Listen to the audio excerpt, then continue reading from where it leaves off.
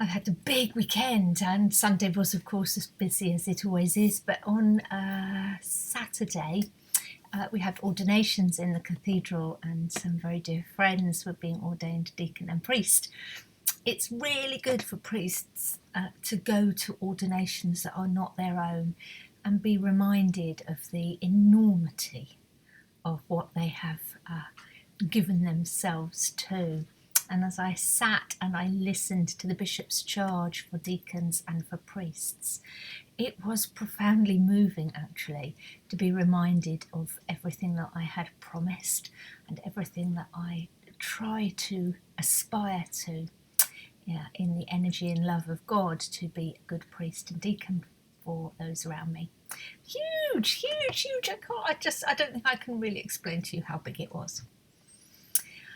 And I did have a very moving, emotional time with it, not least because I had a bit of a penny drop, and that's always a good thing for me.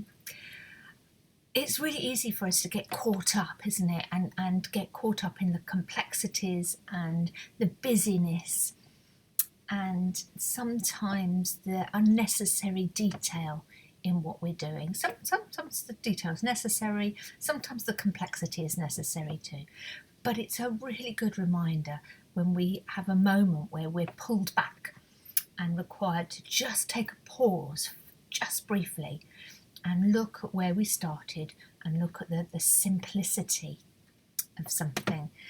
And that's what happened to me this weekend. And it's very easy to get caught up in the machinations of the church and of all the sort of minutiae that are all around, the little bits of politics and little subgroups that are interacting. Oh, you know what it is. The church is like any other organisation. There's lots of little bits going on all over the place. So to hear what I'm called to do again in simple spiritual words is such a great grounding, And I don't know whether to read some of the bishop's charge to you for deacons and for priests, or whether perhaps just get in touch if you'd like to hear. It's quite lengthy. I won't do it because we'll be here forever, and you need to go get a cup of coffee or whatever. But if you're interested in knowing what the actual words are, please get in touch, and I'll send you a copy of them. You might be surprised, actually. There's a wonderful line in there about you are to explore new ventures in mission. Isn't that fab? You are to be diligent in pastoral work and in service to the community. Anyway, I was reminded of the need to keep things simple, which drew me straight back to a wonderful couple of verses in Isaiah, the prophet Isaiah. And I remember these verses from very early on in my exploring my own vocation. Listen to this. It's Isaiah 55. Come, all you who are thirsty, come to the waters. And you who have no money, come, buy and eat. Come, buy wine and milk without money and without cost.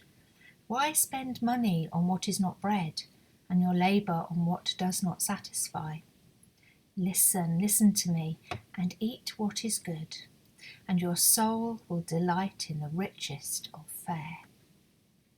I love that idea that it doesn't cost us anything to just get back to the absolute basics of what we're supposed to be about in our relationship with God, and that invitation comes at no cost, no price, to sit with him and to dwell in him, to eat and drink of his spirit and all that offers us. It costs us nothing. It's that simple. Yes. And so I'm going to strive to a week of simplicity. I know I have to do all the other stuff as well, but I'm going to try to do it in the context of understanding that it is easy to come before God and to rest in him. And I invite you to do the same. I'd love to know what you think of all of this. We make it just too difficult sometimes, don't we? And I've already got a really good idea for Thursday, and it might be a little bit controversial. We'll see if I lose my nerve between now and then, shall we? Hey, I hope you have a lovely day today, and I shall be in touch and see some of you, I'm sure. Lots of love and God bless. Bye-bye.